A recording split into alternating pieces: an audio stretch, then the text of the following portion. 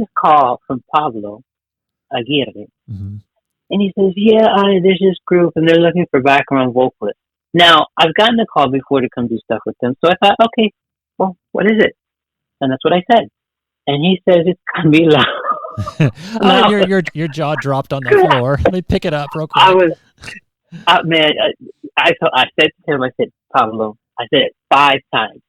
This is not funny. If this is a joke, this is not a funny joke. Please don't play with me. Yeah, no I said it kidding. 5 times.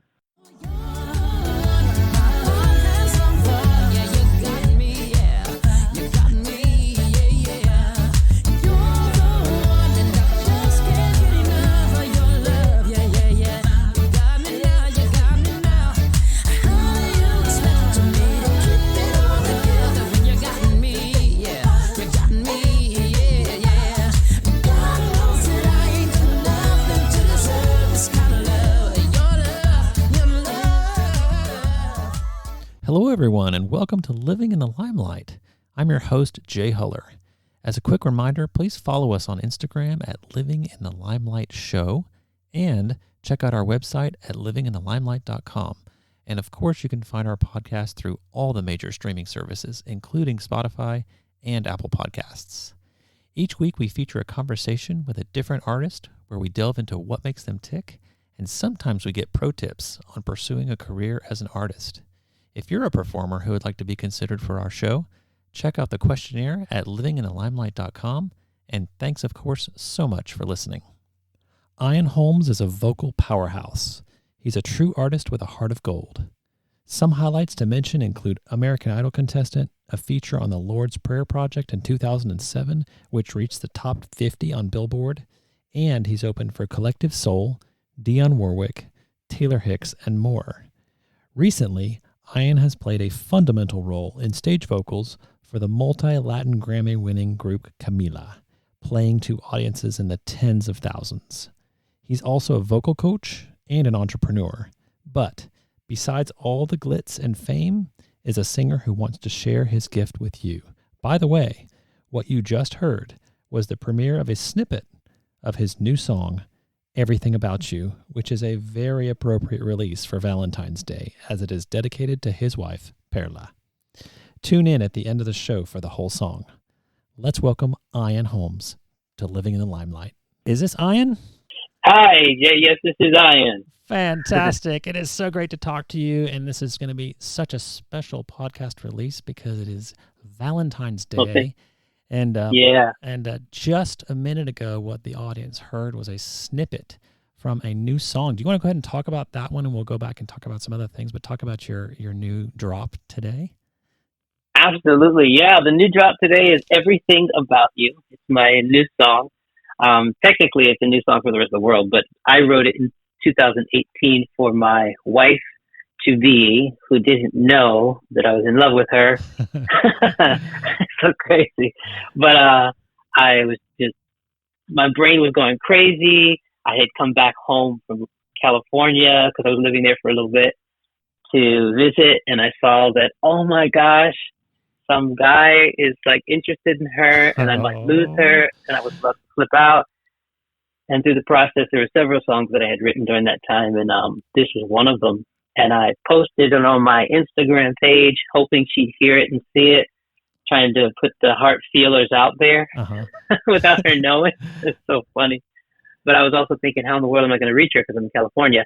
And what am I going to promise her? You know, I'm away, right? And she's not there, and she's on the East Coast. I'm on the West Coast. But I wrote that song, and I started it and put it out there. And then, thank God, she said yes when I finally did get a chance to talk with her, and I was courting her, and I remember I decided to wait to write the second verse till I actually had a chance to spend some time with her, and that's how the second verse came along. Well, part of the second verse. So yeah, so it's really cool. Well, so you've witnessed Today's the day. The magic of music firsthand. Yeah. Yeah. It's so beautiful, and I still write songs. I do continue to write songs for her, literally. So it's beautiful, and she's just it's a beautiful testament of who she is, And yes, I love my wife, and I absolutely adore her. I just absolutely adore her, and so I really do. I'm really grateful that I have a place that I can write these songs from, and then a Mhm. place that I can actually present them for someone in this case who also appreciates me so and loves me too. So that's really nice. Definitely two-way street. Yeah, no, I see your Uh, interactions on social media, and uh, the feeling is mutual, I'm yeah, sure. yeah, definitely. That is so great. And let me ask you this, kind of in an informal way. Um, do you, when you're working on a song, and is she a really good a sounding board for you? Like, let me try this out, and you just a cappella go for it with her, or do you kind of wait and let it brew for a little bit and then show it to her? Well, yeah, I use her as a soundboard, and also I do both. I do it all actually. Hmm. Any type of creating like that, when I'm doing anything, sometimes I just want to surprise her, and she'll come home and I'll have a song finished. Oh. Um, or sometimes I'll be working on it a few days, and then there are a couple of songs that I'll ask her, hey, what do you think about this? Also, when I want to translate certain songs into Spanish or Mm. a certain part of the song, Hmm. like I did with Just Them, I'll ask her some questions. And I have another song that has yet to be released, called Beside You. Well, that's what we call it right now. Uh-huh. And we wrote the second verse together because I told her, I know what I want to say about you, but I'd like you to help me write it. So that's been very sweet. So I do it all, and I'll sing. I'm always singing, humming, doing something around the house, and yeah, that's how it goes. And yeah, so I do. Yeah, we do it all. I'll do the acapella, throw it at her. Present that. When it comes in, and I have do some production around it, give that to her too. Yeah, it's a lot of fun. That's got to be such a cool experience for her. I know it is for you, but for her just to have something fresh, something brand new coming out. It's a germ of an idea, and just to have it like simmer for a little bit and think about. We as fans, we get the final product, but there's something enamoring, in my view anyway, of just getting like those first thoughts and the beginning of what it could become. So I'm a little envious of her position, because we don't get that as fans, right? We get the final product, and that is so cool. It's such a great connection that you guys have. Well, let's go back Thank you. to pre-Perla, if you don't And yes, mind. And absolutely. yeah, I'd love to talk about your musical upbringings, and just how music formed your professional life. Kind of move us through as much as you want, and help us, because this, what I love about this podcast, I think, is those who listen to it are hungry and are Hmm. thirsty for just trying to get their products out there and to express like you have. And Hmm. Yeah. that's a process, right? You got to kind of learn to find your way, and so Yes, maybe it maybe is. hearing your story will help others. So. I hope so. Yeah, I have a beautiful story. I mean, like it's interesting. We all go through what we go through, Hmm. and I remember something my mom said that I've always kept with me throughout the times when she said it. She started saying when I was very young that you know people that do great things sometimes also go through great things, and sometimes those things can be very difficult. And there's the same thing happening on one side while something else is happening on another.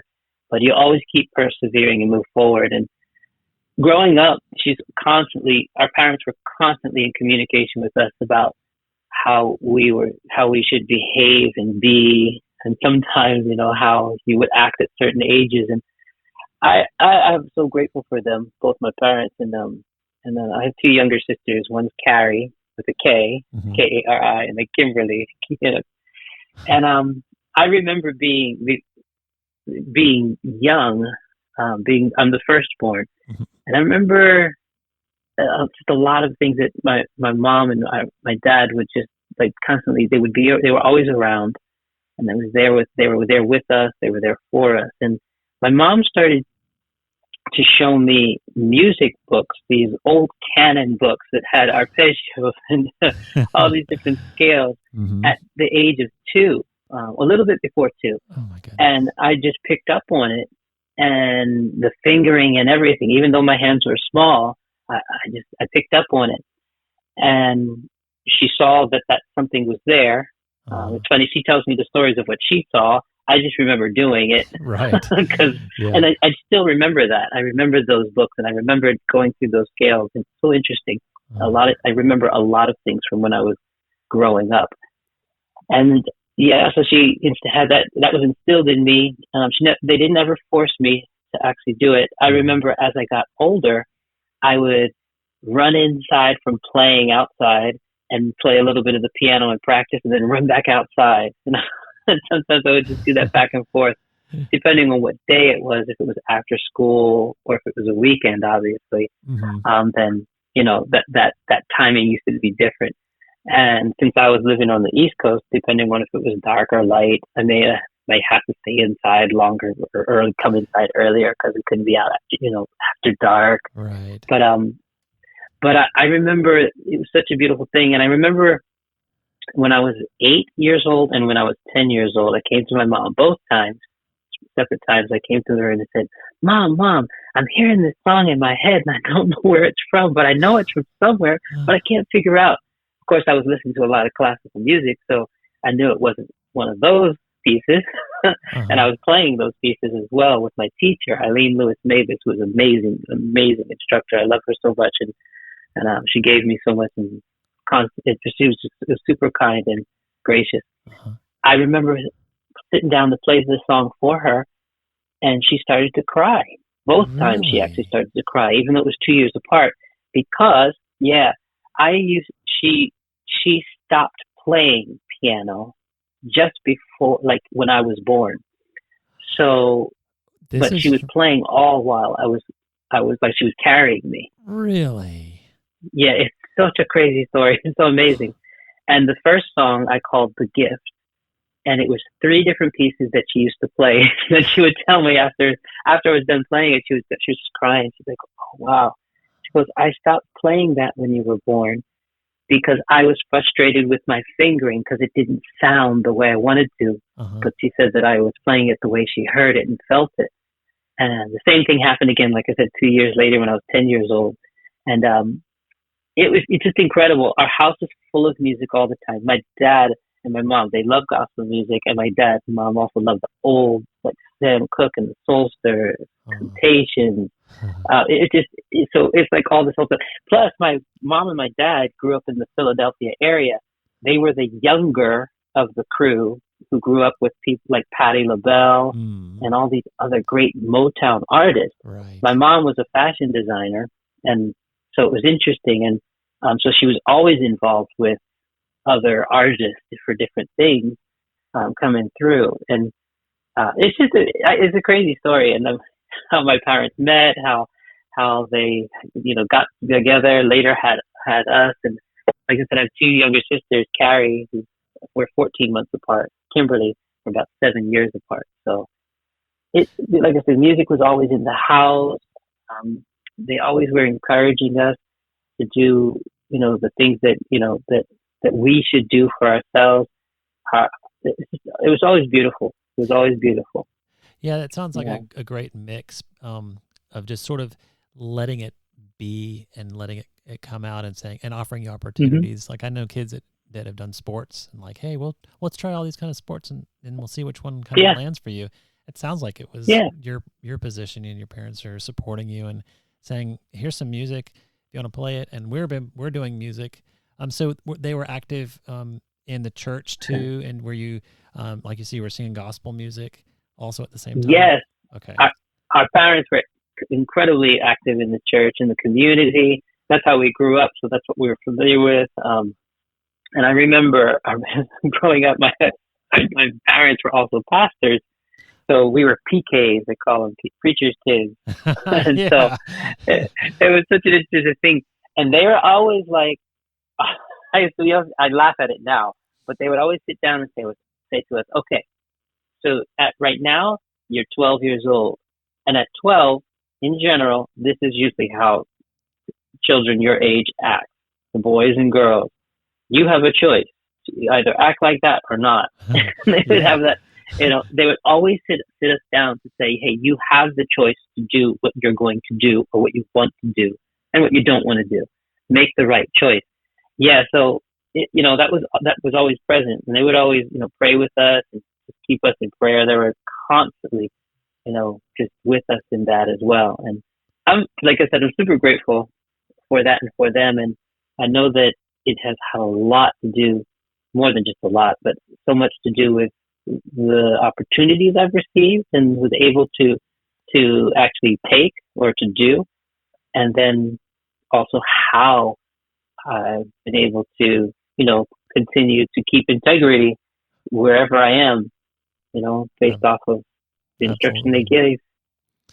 Oh, that's Yeah, so inspiring, and it's a lesson for families around is just kind of support your kids in every way you can, and let them explore life and see what comes yeah, out, and it's definitely, yeah. seems to be a I magic remember at sauce. 12, yes, absolutely.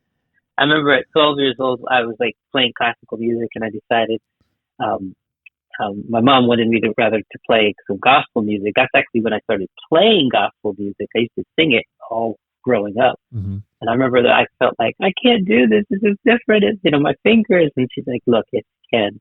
And they really encouraged me, along with the rest of my sisters as well, to be able to do whatever we put our heart to do or set out to do.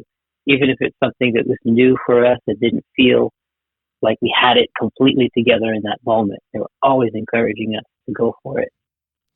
Yeah, that's great. Yeah. I love it when I hear that. Either a teacher encourages a student, or a parent encourages a child, or a coach, or whatever. We seem to need that as humans. And I'm so Yeah. glad that you had that, because we get you, as a professional singer now through all of that.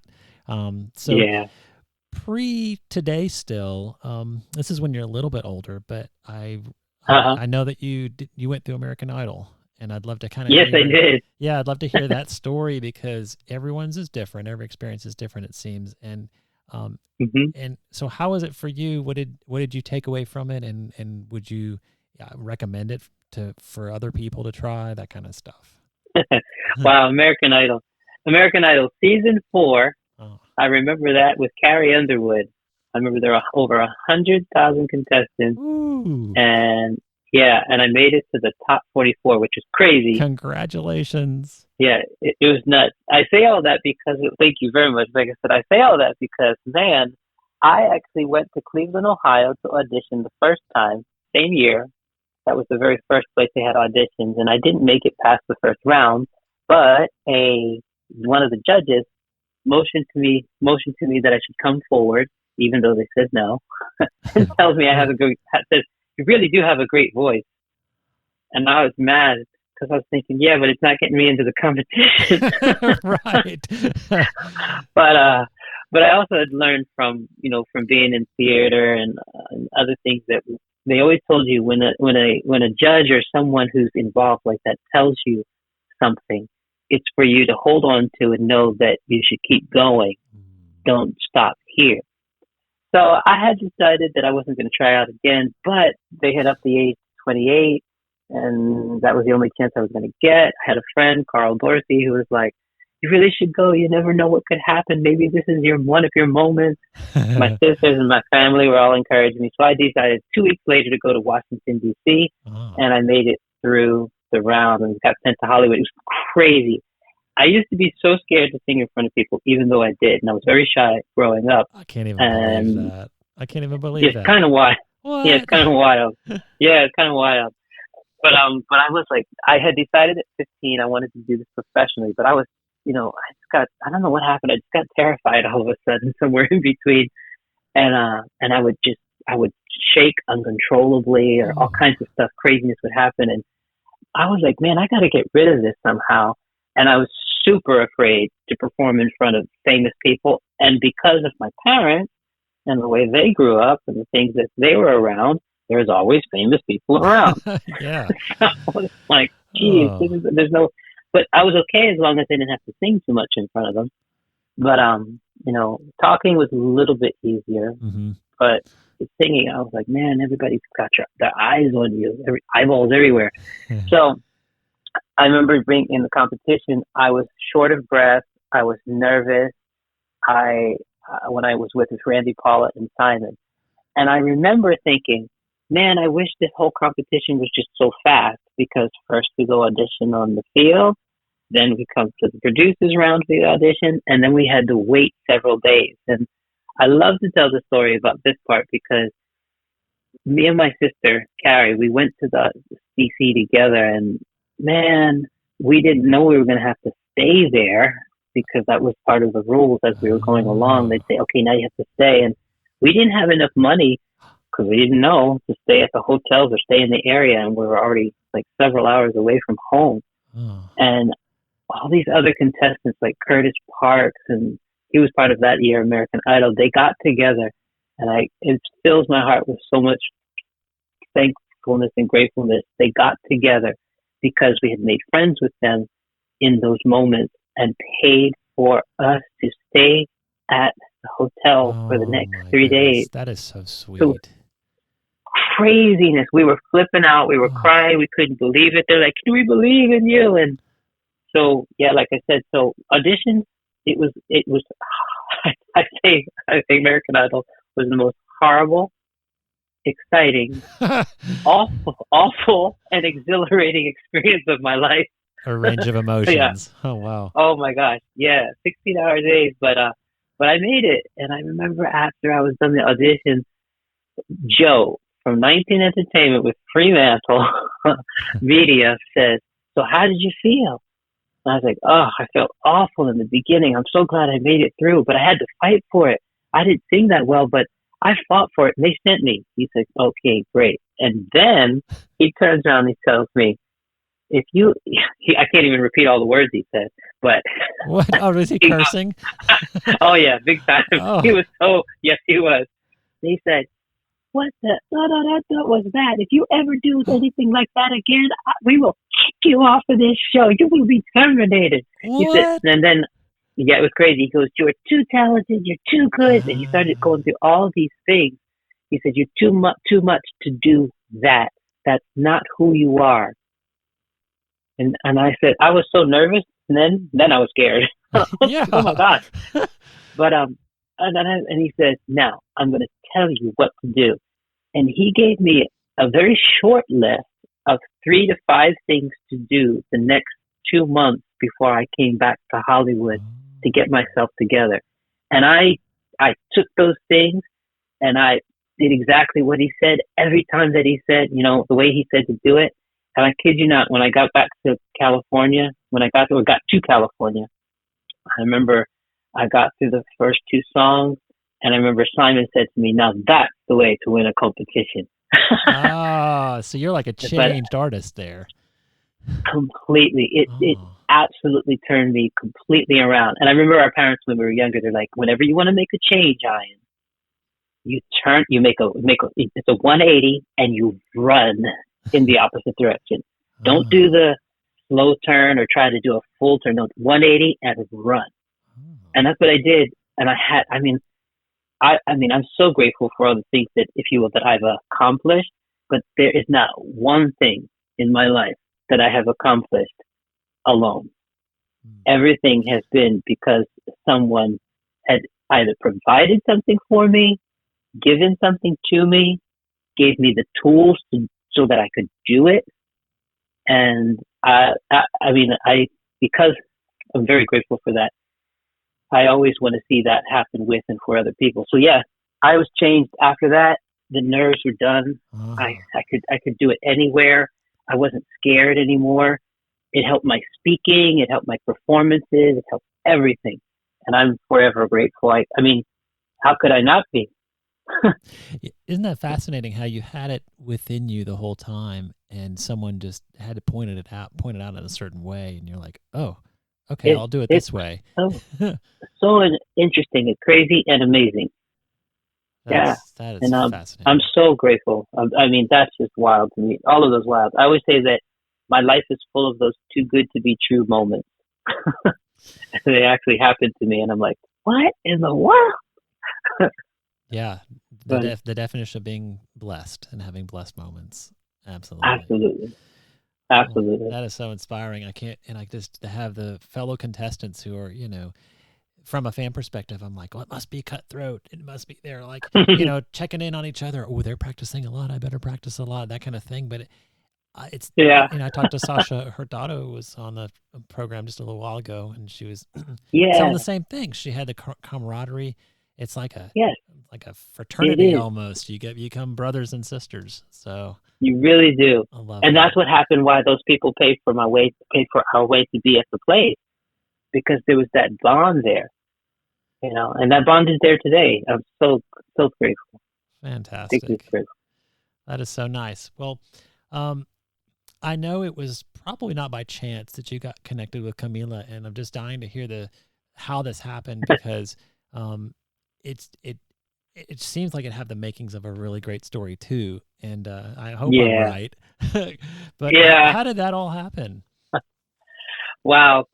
Joining with Camila it was a dream come true. That was crazy. It was 2013. It was, yeah, 2013. Okay. I got this call from these really good friends of mine, Pablo and Paulina Aguirre.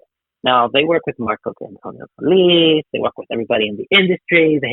I'd been working with them since like 2009. Mm-hmm. It was really nuts how that even started to happen. And that was because of another friend of mine, Deborah Arnott, who had an agent for acting, and they all met each other. And it was just nuts how all these things came together and how my name came up.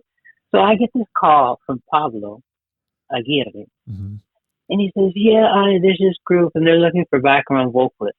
Now, I've gotten a call before to come do stuff with them. So I thought, okay, well, what is it? And that's what I said. And he says, it's Camila. Oh, your jaw dropped on the floor. Let me pick it up real quick. I said to him, I said, Pablo, I said it 5 times. This is not funny. If this is a joke, this is not a funny joke. Please don't play with me. Yeah, no I said kidding. it 5 times. And each time he told me, it's not a joke, it's for real. It's not a joke. He says, Mario wants to know if he can talk with you. I'm calling to know if I can give him your number to do that. Oh, let me think about it for 2 seconds. Yeah, I was flipping out. I was beside myself. I bet. And I said yes. Had a conversation with Mario. It lasted about 45 minutes. Towards the end of that conversation, Mario says, I think you're the one, Ian, but I want you to come out to Los Angeles to audition, just to be sure. Now, at the time, I was an adjunct professor at Penn State University teaching a course on music that I created that, thank God, was accredited. I'm telling you, that's another one of those too good to be true moments of how that happened. And how was your Spanish at that moment? It was not too good. Yeah. I was like, no, it wasn't so good. Okay. And I was also teaching at our elementary school. And so I happened to be teaching these 5th graders at the same school where I had attended for a period of time while I was in 5th grade. Gotcha. Just wild. Most of the kids there spoke Spanish. Okay. And they all knew who Camila was. Yeah. When I told them that I hadn't auditioned, but I needed some help with my Spanish, your 5th graders they flipped out and they helped me. Oh my goodness! They did. Wow. Crazy, right? Yeah. So I took some time. I made sure I got our lesson plans to, done. Mm-hmm. I finished all that stuff. I got their homework so they could do what they needed to do. But then I had to do a little bit of homework myself. I practiced, and they would tell me where I needed to fix stuff with my diction or what I'm saying or what I wasn't saying, for that matter. But I remember that was such a beautiful time. And I only had 4 days between teaching at the university and teaching at the school to go to Los Angeles. And Mario said that was okay. I get to Los Angeles, and I auditioned it was Saturday, April 20th, 2013. Oh, you remember that? I do. And I auditioned, I sang, I played the piano, and Mario says to my friend Paulina, who I had said, she's got to be there for this audition. I know I'm not supposed to have anybody, but I need her there. You need a wingman, yeah. Yeah, but I didn't really know. They were already friends, so it was all good and okay. Which is cool, but I didn't know that because I thought it was an audition. And he's like, sure, it's okay, she can be here. So at the end of it, he turns to her, Paulina, he's it. Oh, this is it. Wow. He said, close down the audition because she was the contractor for the voices. He said, this is it. And he said to me, necesito tu calma. He said, we need it on the road. We need it when we're here. We need it when we're there. And I was like, wow. And I remember it really brought me back to my parents because, yeah, I was skilled to do what I was doing because of the practice that I had throughout the years and continue to do so with piano and voice. But one of the things that he also was looking for was my character. Mm. And our parents used to always tell us that that was also just as important. and I remember Pablo Hurtado, he was there as well, and it was great. And then I told them, hey guys, I'm so glad you said yes. I'm so glad. And they're like, well, why? I said, well, today's my birthday. It was your birthday that day? It was my birthday. Oh, what a birthday present. Oh my goodness. Yes, it was. So it kind of came full circle at that moment. I'm thinking about this. So your parents raised you with character and they taught you lessons and they taught you how to be a good person. And then you go to this audition and of course you have a great voice, but they have other great voices around them and lined up. And so the kind of the equalizer and / putting you over the top was you as a person. So they made that connection, right? That is exactly how that is, and wild as it is. That, yeah, because they had auditioned so many people, and I mean, that I would get a call. I'm on the East Coast at the time. They're on the West Coast. That I would get a call from a friend to come out, and then they say, okay, we think this is it, but let's make sure. And they get there, and it's like, yeah, it's wild. That's like wild. I think that's a testament so wild to to you as a person and the person that you put out there, and it's inspiring to others. Like everyone who's listening, please be your best self because you just never know what things will come your way if you just give of yourself and you're genuine, and that's the way this went down. I think that's and I'm so happy it did go down like that because then I could go back to my students and they flipped out. They were rolling on the floor. Like, oh my goodness! Literally. Because they were a part of crazy. It. Yes, they were. They were part of it. And to this day, I see some of those students, and they're always like, "I remember you, Mr. Ian. Yeah, I remember when we helped you do your stuff." I was like, "Yeah, you did for real." Because and they were, and they really. I mean, the truth of it is, again, like I said, everything that I've ever accomplished and have done has been helped, has been assisted, I do believe, that there's, I know there's some people that say they're self-made and all, and I understand that, and I acknowledge that, and I say they're a great job, but I know for me, it's always been something else that's been connected that pushed me in that space that allowed me to do and to be that I am. And I'm so honored and every time. Yeah, that begs the question because I hear it sometimes. It's like going into the uncomfortable to see what happens. And clearly, your nerves must have been, even though you'd had that great inspiration and that talk too from American Idol.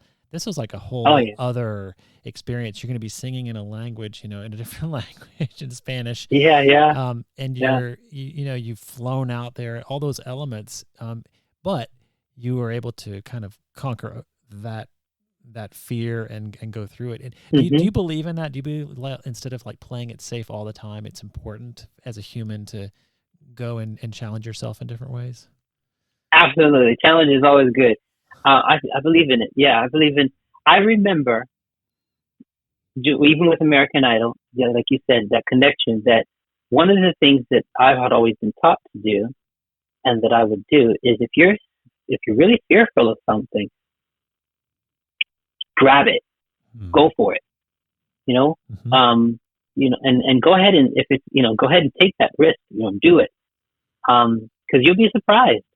I remember that a friend of mine was talking about how when we get fearful, or when that fear is there, how something happens internally where our pupils, they dilate, and we get into a place where we can assess the situation, where our bodies are designed to handle situations. Like when I say handle, our bodies are designed to solve situations and or problems or things that are going on. And I never forgot that. And my parents were big on that. So yeah, so that was one of them. And I was like, you know what? I'm here. I'm in Los Angeles. Even if this is the last time I'm here for something like this, I'm gonna enjoy this. Yeah, I bet you did too, because it's an experience, right? It's kind of a thrill. Yeah, and I had determined that I'm gonna allow myself to be happy for the moment and stay hopeful. That's neat. And enjoy what's happening at that moment. And I'm so glad. Like they said, yes. Absolutely. And so now walk us through kind of some of the things that you've done with them since then. I'd love to talk about the Cuatro Latidos tour at some point. I have a big question about that one. But if you maybe want to talk about some of the records or some of the vocals that you've done to contribute and how experiences have been with working with the band and just anything that comes to mind. Absolute dream come true. I remember just like we're all over the world. Japan, Canada, the Caribbean, Spain, Tenerife. I'm like, places I'd never seen before, cultures I'd not ever experienced before. It was so amazing to be able to, it's been so amazing to be able to do that. Mm-hmm. And it was so amazing. I remember in the beginning, I was like, I can't believe I'm here. But I'm pinching here. Yourself. I'm seriously here. This is happening. I'm in the middle of it. And it's all around me. And I remember when the Cuatro Latidos tour came along, and when I walked into the room and saw Leonel and Noel, I was just dumbfounded, happy, and just like in amazement because I had first learned of Sin Bandera in the 90s when they performed on television with Brian McKnight. I grew up listening to Brian McKnight. Yeah. Interesting. So that was my introduction to them, and then from then on, I knew who they were. I don't know how in the world would my life end up that I would be with them and singing on stage with them and singing their songs too. Good Lord! Wow. I was like. And then, and different things that would happen, like, okay, I'm actually singing background vocals. And then all of a sudden it's like, oh, can you play the piano for this part? We need you here. And I'm like, this is wild. Okay, I'll do that. I can't. Give me a second to learn it. I'm like, it's so wild.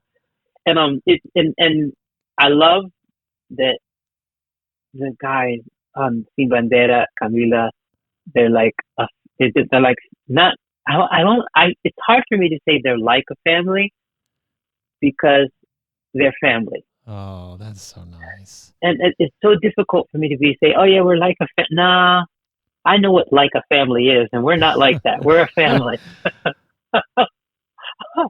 So I remember thinking, I'm so glad to know that these people their humanness, their humanness, and the way they are outshines their talent.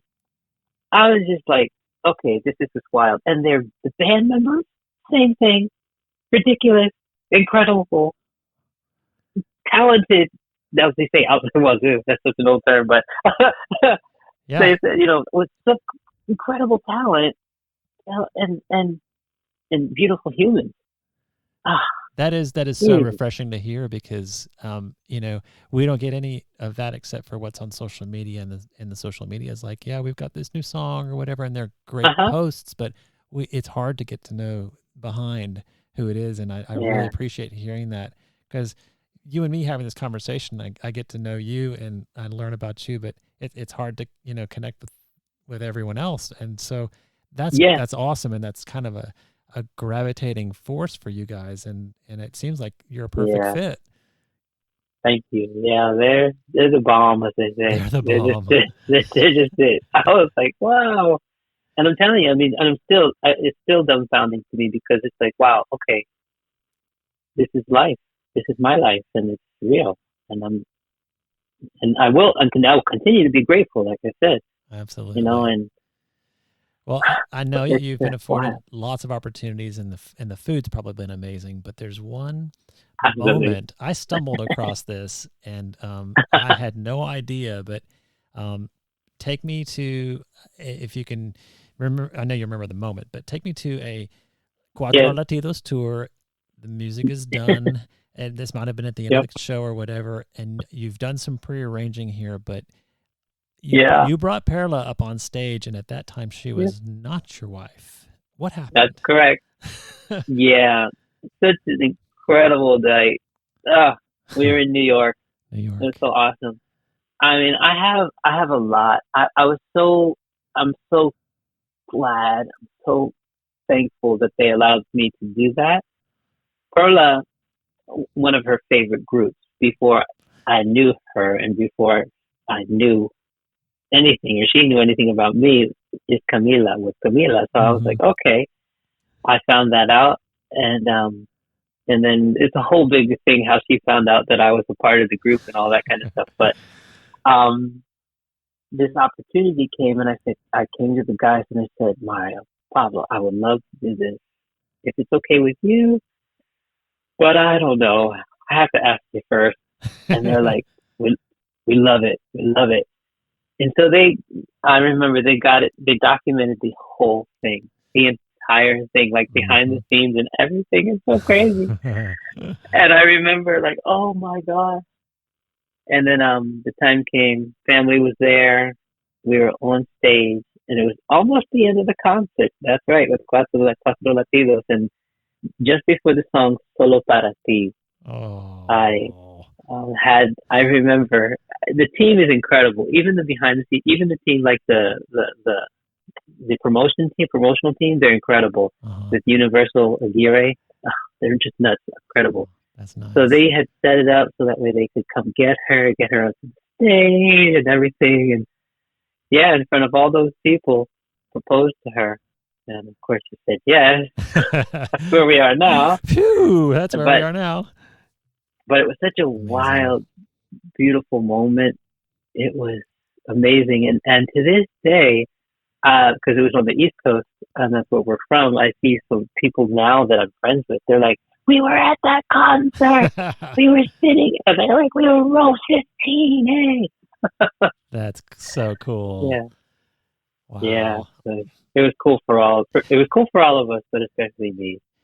Yeah, it's so appealing and really fun to get behind a good love story. And that's what that is. And so I Yeah. can imagine the guys in the band and like you said, the production team and everyone just like, oh, this is gonna be so fun to see. And so what an I'm exciting I'm environment. so glad everybody said yes.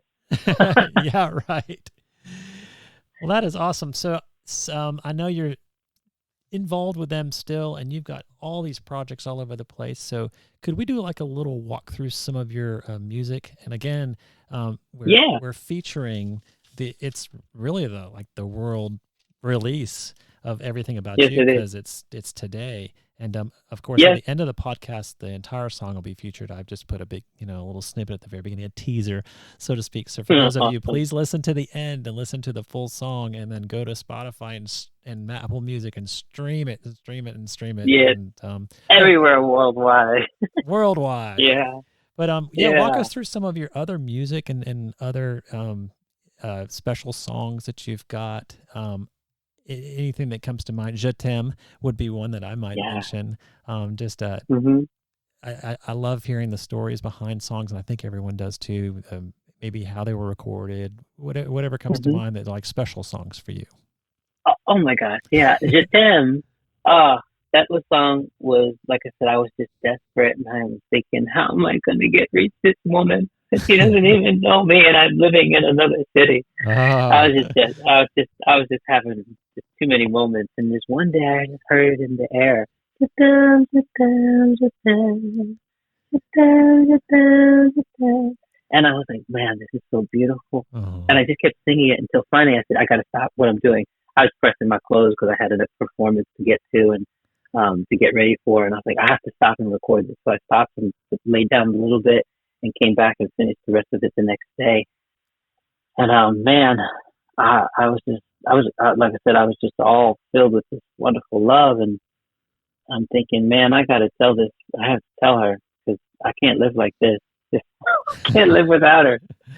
So that's how that song was birthed, and that was in March of 2018. Okay. Let Me Make You Smile was one that I had written in 2017 with thinking like, I don't even know this girl to be even saying all these things, in my music. And I was like, just write, just go, let it flow, just flow. So I decided just let it flow, and that's how that whole song was birthed. It's so interesting. Love is a Beautiful Thing. I wrote for her as a wedding present for Oh. our wedding, and so I sang that for her at our wedding. Oh my gosh. That You're putting yeah, all of us guys to shame here. that was funny. Uh, so then, and yeah, so and like of course, like you said, there's Everything About You. That's out today, and those are four of the songs that have just been very close to my heart with during that time frame. I have some other ones that will be releasing at another time, but those are the four. And like I said, Everything About You is out today. Looking at You is a song I wrote in between dealing with situations and people and just some things I was internal Mhm. trying to handle my internal the stuff that was going on outside. And Yeah. I was like, you know what? I've been spending too much time thinking about everything else and other people and what they're thinking, what they're saying. I just need to keep my eyes on God. Like, okay, so I need to be looking at you. Everything is clear when I remember that you're here with me. You're just walking with me through it, whatever it is, whatever I'm going through, whatever's happening, whatever other people are doing. Let me just keep my eyes up, straight, forward, and keep moving. So that's where that one came out of. But yeah, I'm one of those writers. I call them the vulnerable writers. It's just they're always out there. Sometimes I write stuff and I'm like, do I really want to say that? Because that's what's happening right now. No, I think that those are the greatest ones when you can go, oh, wait a minute, I feel that too. For those that really feel, right? Yeah, Yeah, yeah, that's amazing. I yeah. love And I that. know it's helpful for other people, and that's the point. That's why I'm doing what I'm doing. I love to perform and to sing. That's wonderful. But if for me, if that's all that is, then I need to regroup. Hmm. And so, and sometimes I do.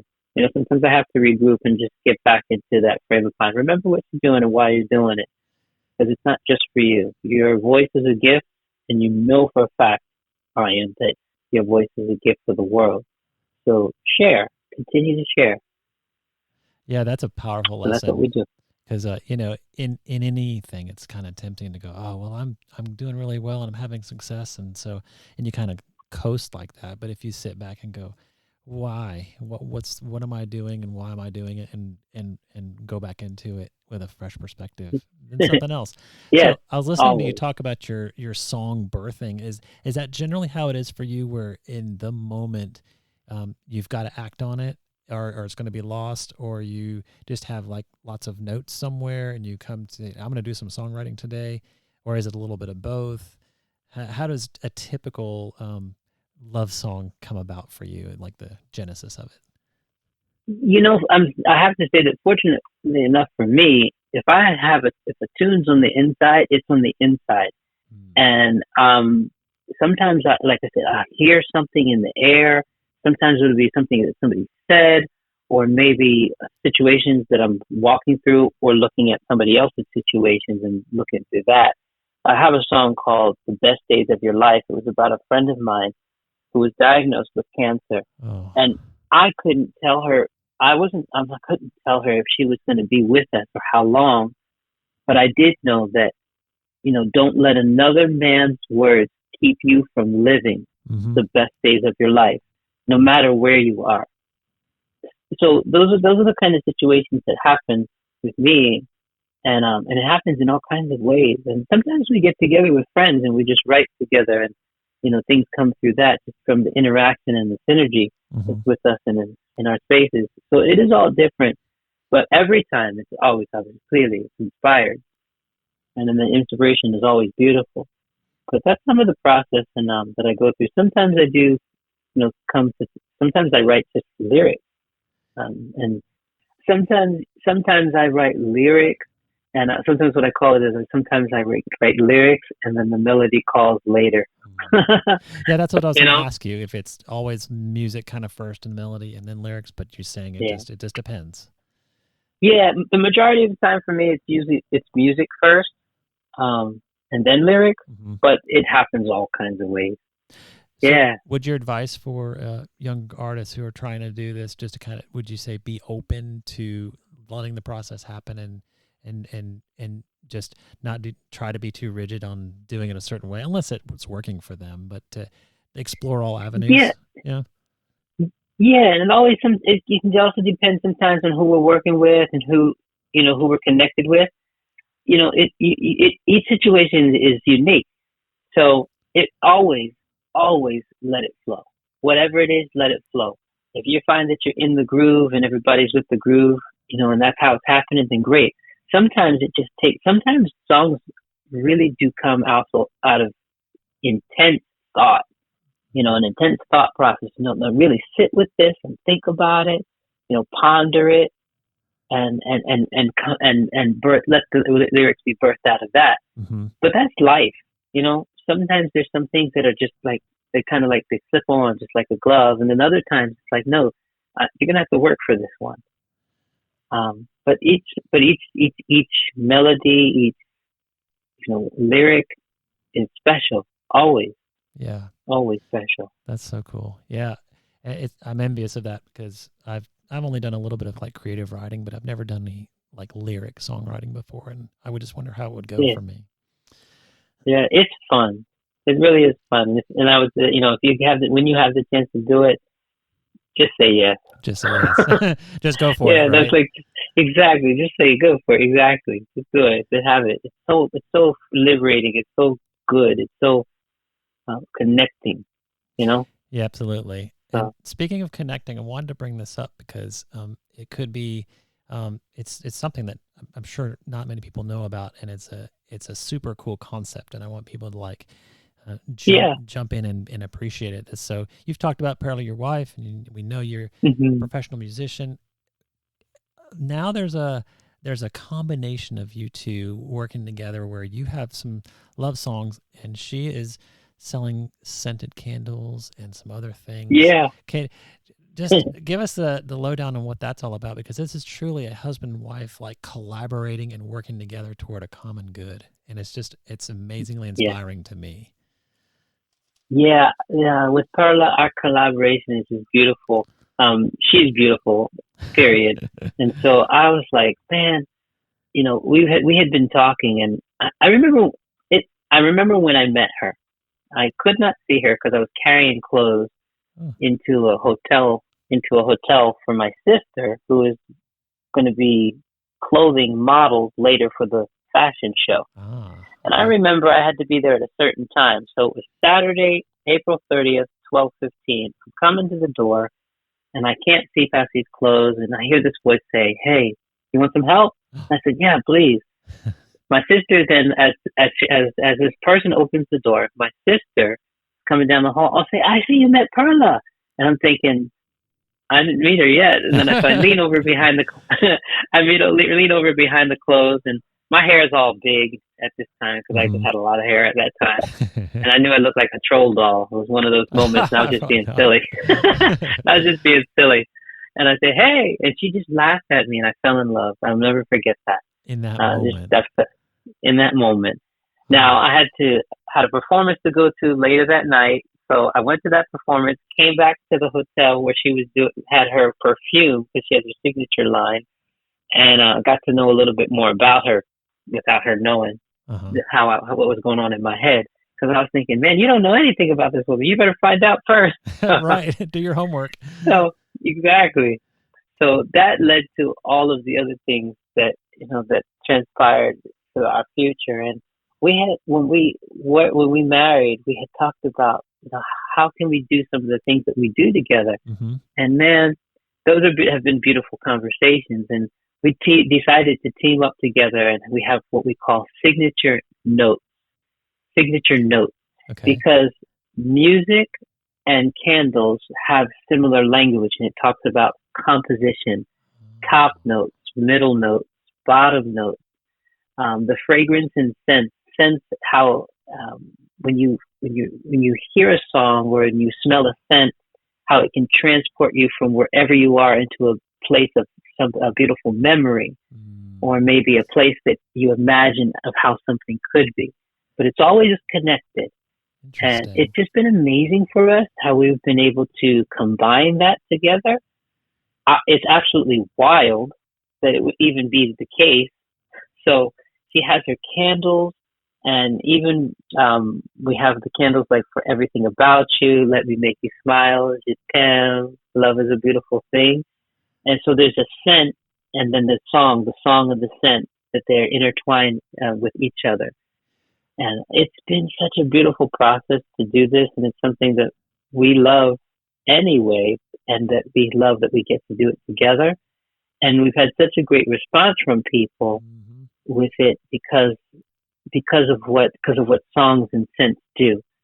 And so the nostalgia of it has been incredible. It's just been so beautiful for us to be able to do that. And so that's a little bit how that was birthed and how it came about. And we're continuing in that, working together in those ways, and we'll continue to do so. Yeah, Yeah, that's amazing that how it takes one sensory experience of a song, and of course we paint things yeah, in our minds. We run the movie of the song while we're listening and hmm, draw those pictures, and then you've added an additional absolutely. sensory experience of the nose and running that through there. Oh my goodness! So yeah, of course this is being broadcast on Valentine's Day, which is all the more appropriate. But for those of you who Yeah. missed out on the perfect gift, we have just let you in on the secret. So how can they find this stuff?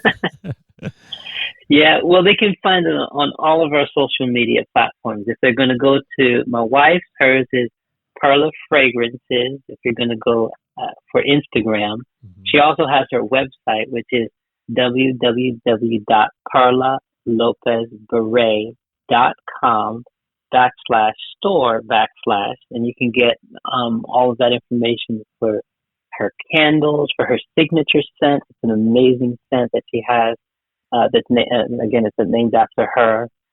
And she's also on Perla Fragrances and Beauty on Facebook. For Oh, me, you can go to linktr.ee /Ian Holmes Music, and it'll list all of this, like the different songs that I have, albums. It has a couple of things I've done with Camila too. Yeah, it's been really cool. So that's also in there.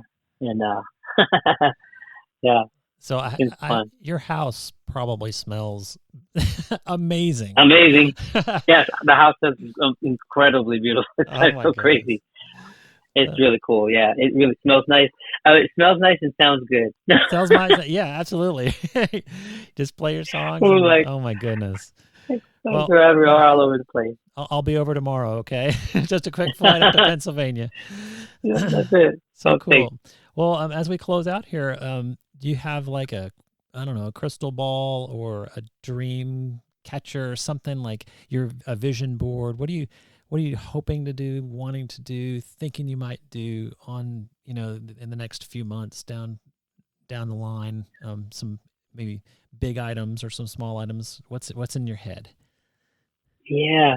Well, one of the things that's in my head and that's been in my heart is I miss teaching like I had been doing. And so I decided, I was like, you know what, I want to do that and I want to expand and I want to help others do the same. So I've begun that process of teaching again. So I do have classes available and I teach virtually as well. Oh, If they're nice. interested in that, they can. They can reach out to my Instagram on I and Shelly Holmes.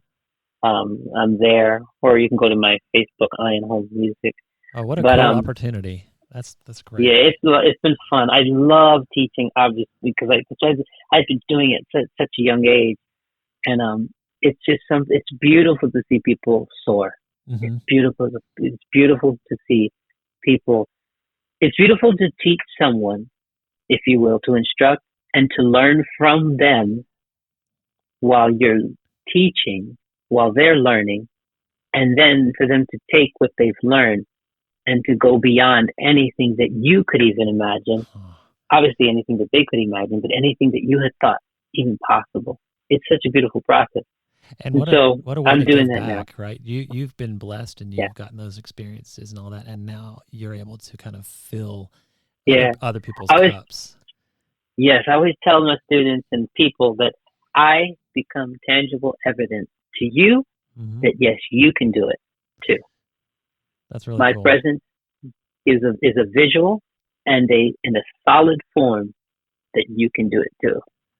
So Oh, that's yeah, fantastic. Yeah, I hope that people come in throngs to see you and experience it because thank you. Yeah, and a lot of people and Mario too, but I'm gonna like trying to encourage me. You should do more solo work. You should do this. And I'm like, okay, yeah, yeah, yeah. So I've finally decided. You know what? Let's do that. So I have some things in the works there, and to do more stuff and to expand those those I guess those spaces. Mhm. I don't they're not really walls, but to expand those spaces and to enjoy the process along the way. Yeah. Fantastic. Well, we're look forward to anything and everything that comes out, and of course, please keep us in the loop. Your posts are just fantastic. You're so full of Thanks. energy, and you're very informative about what's going on, and just but the one thing that strikes me right now I'm thinking about is like your behind the scenes warm ups when you're walking through the hallways prior to, Yeah. doing the national anthem or whatever. That's actually super Yeah. insightful because, who knew that you guys would do that, but you do. You have to kind of warm up the vocal cords and get them ready, Hmm. right? So Yes, you do, that and sometimes that's the only time you have to do it. You just gotta do what you gotta do. got to do what you got to do. Very cool. Well, Yeah. this has been a fabulous conversation. I've loved every second of it, and I hope everyone else has enjoyed it. Please look Thank up you. Ian and his wife on socials and everywhere, and just connect with them. They're super people, and I, I would love to have you back again anytime. So just stay connected with me, and we'll Absolutely. talk again sometime soon. Yeah. Thank you, Jay. Thank you. Living in the limelight. This is awesome. I really greatly appreciate you just thinking of me and inviting me to be a part. Thank Absolutely, anytime. Love talking to you. All right, you. Likewise. enjoy your evening. Okay.